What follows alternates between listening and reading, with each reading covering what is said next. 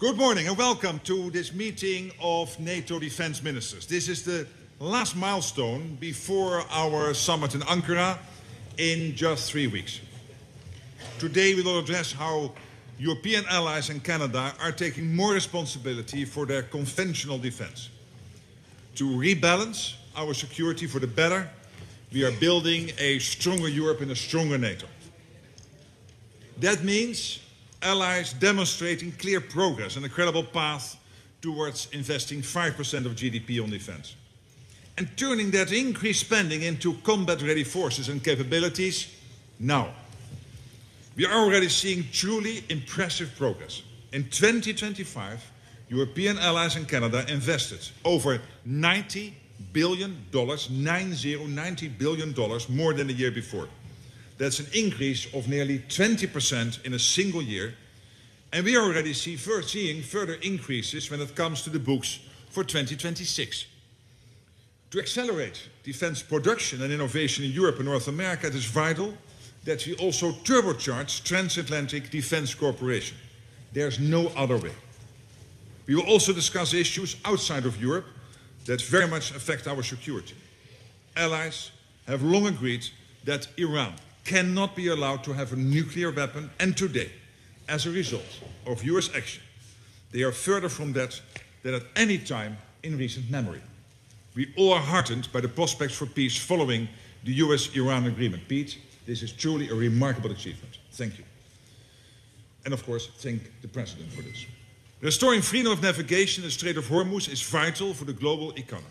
So we will have the opportunity today to address allies' concrete contributions to international efforts to support freedom of navigation. On Ukraine, I expect further pledges of support to be made at the Ukraine Defense Contact Group later today, because we must continue to step up and sustain our support so that Russia's brutal war ends. It is important that every ally does their fair share, particularly through NATO's Pearl initiative, given its effectiveness at providing crucial air defense which only the United States can deliver. But before we begin our closed session, my dear friend Pete, the US Secretary of War, has asked for the floor. So Pete, the floor is yours. Well, Mr. Secretary General, thank you for your leadership throughout and for this forum. And as I said at my first NATO Defense Ministerial last February, and as the Trump administration has said again and again in the last year and a half, our allies must step up. President Trump has been very clear on this point for many years and over 2 administrations. And for too long, NATO has been a paper tiger and a one-way street. No more. And that's what the Hague Summit is all about. That's what defense spending commitments are all about, transforming NATO back into a real military alliance that's focused on hard power and real deterrence, a NATO 3.0, modeled on the NATO 1.0 that won the Cold War, with our allies actually taking the lead in Europe's conventional defense. And that's what NATO was always supposed to be and what its framers like President Eisenhower always expected. Europe was not supposed to be a dependency of the United States. That's not what Winston Churchill or Charles de Gaulle or Konrad Adenauer wanted or expected. No, Europe was supposed to be a military power allied with a strong America. This is the essence of NATO 1.0. As Dwight Eisenhower himself said as early as 1951, if in 10 years all American troops stationed in Europe for national defense purposes have not been returned to the United States, then this whole process will have failed. Eisenhower was Supreme Allied Commander then, not yet our nation's 34th president. But he and his Allied counterparts, all of them still living in the shadow of World War II, understood that NATO's power did not come from committees or from meetings or from small flags on fancy tables. It came from warriors. And for Europe's defense, it had come from NATO allies. That was NATO 1.0. A hard-edged warfighting organization focused on Europe's defense. But that spirit faded after the Cold War ended. no longer focused on defending Europe, NATO 2.0 drifted toward out-of-area operations and things that had nothing to do with warfighting at all. Instead of tanks and fighters and air defenses, the focus has been on gender equity and climate change and defense austerity. Europe's borders flew wide open. Welfare states expanded. Defense budgets cratered, along with Europe's belief in itself and its civilization. NATO lost its way. NATO 2.0 was an era of distraction, deindustrialization, and demilitarization. It was an era of free riding. And those were lost years that we're not going back to. And that's why at the Department of War, we've been so clear and so candid to restore NATO's core military role and character. And that's why we've returned U.S. troop levels in Europe to pre-2022 levels, with the redeployment of a brigade combat team last year and further reduction of 5,000 forces earlier this year. At the same time, it's why we've engaged with our allies so consistently.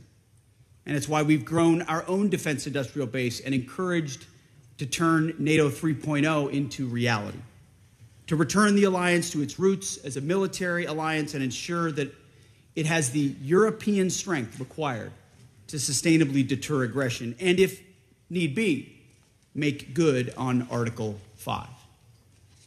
Some of our allies have gotten the message and stepped up. You know who you are, and we very much appreciate it. Last year, under President Trump's leadership, NATO set the new global standard for allied defense spending, 5% of GDP, all in on defense. It's historic, and it's transformational. And some allies are already well on their way to meeting this ambitious target, and in some cases ahead of schedule. And as you've seen over the last 6 months, President Trump is also committed to the United States defense spending, more than $1 trillion in 2026 and a commitment of $1.5 trillion in 2027. We will lead and exceed our own NATO spending standards. And I'm personally on Capitol Hill in order to make sure we do it. It's not do as I say, it's do as we do. Some allies are also getting serious about how they're spending on their defense. In May, the Department of War told allies that we're reducing our contributions to the NATO force model. We also explained how allies can and should backfill those changes. General Grinkowitz reports that some allies have stepped up accordingly, and it's a good start. At the same time, just last month, a small group of strong allies gathered at Bergen for a conversation about focused allied defense spending on the capabilities required to defend Europe even in the event of simultaneous conflicts worldwide. Again, more serious progress. On Ukraine as well, progress. Through President Trump's Pearl Initiative, allies have taken the lead in funding support for Ukraine's defense. The Ukrainians are holding their lines even in the face of sustained Russian assaults. We said it could be done, that our allies could lead, and that it would be consistent with Ukraine's defense. It is happening, and it's a validation of President Trump's approach, an approach that will set the table for peace. Yet for all these early steps in the right direction, there have also been real setbacks that we cannot ignore. For all of our clarity, too many allied capitals seem to still miss something in translation. Too many allies still don't recognize the historic need that President Trump has made clear to them and to NATO itself to reforge a relevant, powerful military alliance. As President Trump put it, and rightfully so, he gave our allies a test to support America when we asked for their help, and too many failed it. The United States has defended Europe for generations. And the president said, all he said was that our jets would need to take off from bases in Europe or our ships from ports to strike targets in the Middle East. Iranian targets that threaten European interests even more directly than they threaten us. But too many of our allies said no, or tried to drown us in arcane legal debates, or criticized us publicly for doing what they aren't prepared or able to do themselves. It was shameful. These allies, they put America's sons and daughters, our sons and daughters, at risk by denying them the predictable access, basing, and overflight that never should have been in question at all. In some cases, we had to shift capabilities from one country to another out of NATO allied countries altogether. There's no excuse for that. And that's not to mention the fact that some countries have yet to show a credible path to meeting their Hague commitments. Too much talk. Some of NATO's largest economies, some of our richest countries, allies that are happiest to go on about the rules-based international order and middle powers banding together, still seem to think the era of free riding is here. Eisenhower and Trump disagree. This isn't what the president or America expects from this alliance. This is not what any reasonable person would expect. And it's not going to cut it anymore. And so we're doubling down on our effort to make NATO what it always was supposed to be, a balanced alliance with Europe in the lead for its own defense, NATO 3.0.